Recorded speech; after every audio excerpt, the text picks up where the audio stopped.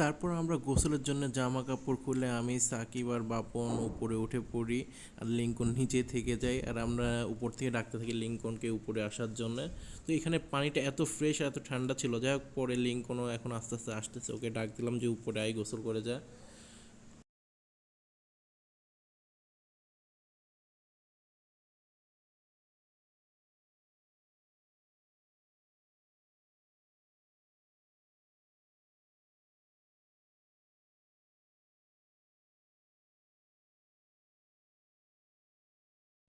যাই হোক মোটামুটি আমাদের গোসল শেষে আমরা এবার এখন যাচ্ছি জাফলং 0 পয়েন্ট। ভাবলাম এখানে যে আবার গোসল করব, কিন্তু পানি এত পরিমাণ নোংরা ছিল আসলে মনটাই খারাপ হয়ে গেল। আমরা এখন জাফলং 0 পয়েন্টের কাছাকাছি। তো পানি খুবই নোংরা ছিল সেদিন।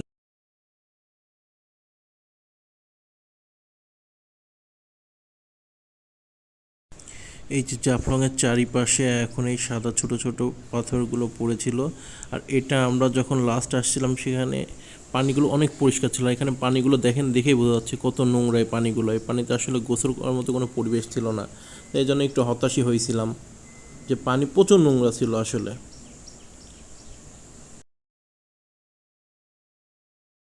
ও হ্যাঁ, আরেকটা জিনিস, এবার জাফলং যে যে জিনিসটা বেশি খাওয়া হয়েছে, এই যে রাস্তায় যাওয়ার পাশে দুই পাশে ছোট ছোট স্টলগুলোতে এরকম এই যে ইন্ডিয়ান যে ড্রিঙ্কসগুলো, এখানে আনার, তারপরে আপেল, কোকোনাট, তারপরে হচ্ছে আম, বিভিন্ন ফ্লেভারের এই ড্রিঙ্কসগুলো ছিল। আমরা এই ড্রিঙ্কসগুলো প্রচুর পরিমাণে খাইছি। এগুলা দামও বেশি না, 20 থেকে 25 টাকা করে দাম। তো এগুলো টেস্ট এভারেজ ভালোই ছিল মোটামুটি। এই যে আমার হাতে যেগুলো দেখছেন, এগুলো সব বিভিন্ন ফ্লেভারের ছিল। এছাড়াও এখানে এই স্টলগুলোতে আর আপনারা পাবেন ইন্ডিয়ান বিভিন্ন ধরনের প্রোডাক্ট, আপনারা বার্গেনিং করে এখান থেকে কিনতে পারেন। অনেক হাঁটাহাঁটির পরে আমাদের প্রচণ্ড পরিমাণে খিদা লেগে যায়। আমরা এই যে সিঙ্গারা, পেঁয়াজ, কাঁচা ঝাল খেতে থাকি, আর সিঙ্গারা দিয়ে পেঁয়াজ খাওয়ার মজাই আলাদাটা।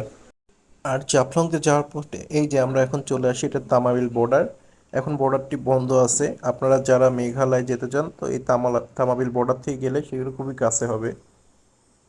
আমরা একটু বর্ডারের চারিপাশে একটু ঘুরে দেখি। এই যে আমার এই পাশে যেটা দেখছেন এটা ইন্ডিয়ার, আমি আছি বাংলাদেশের ভিতরে।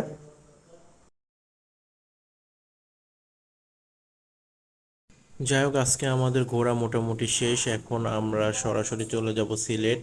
আর আমরা এখন রাতের খাবার খেতে আসছি পানশিতে, কারণ কালকে খাইছিলাম 5 ভাই হোটেলে। তো আজকে পানশির খাবার টেস্ট করতে আসছে সবাই।